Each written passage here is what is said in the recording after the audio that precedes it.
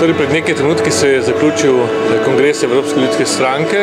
Ta kongres je bil volilni, vendar je vključeval tudi vrsto vsebinskih zadev. Sprejeli smo nosilno resolucijo o socialno-tržnem gospodarstvu ter tudi o klimatskih spremembah.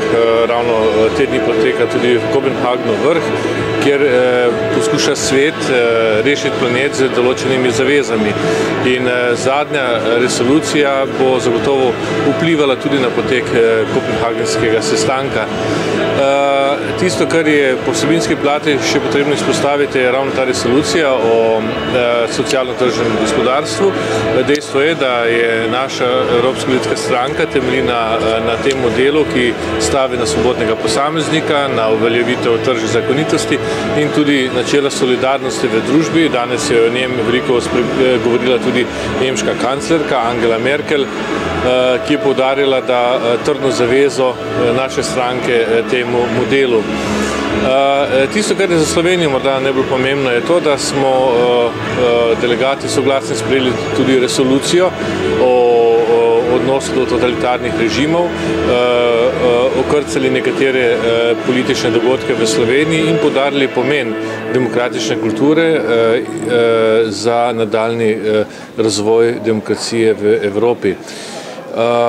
Torej, kongres je sprejel novo vodstvo ali pa bi lahko rekli sprejel odločitev, da novi predsednik ostane stari predsednik Wilfried Martens, ki je očitno izjemno, tako rezultati kažejo, zadnji desetletje izjemno uspešen na tem mestu in z veliko večino glasov so ga delegati potrdili še enkrat, kako tudi njegovega glavnega tajnika in zakladnika.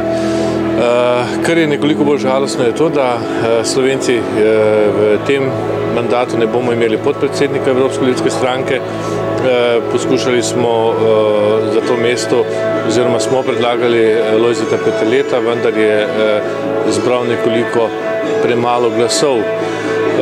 Drugače je kongres minil v prijetnem vzdušju, veliko poslancev Evropskega parlamenta se ga je udeležilo in jaz mislim, da smo vsi skupaj dali kar dober ton in vzdrževali zelo ustrezno klimo na tem kongresu.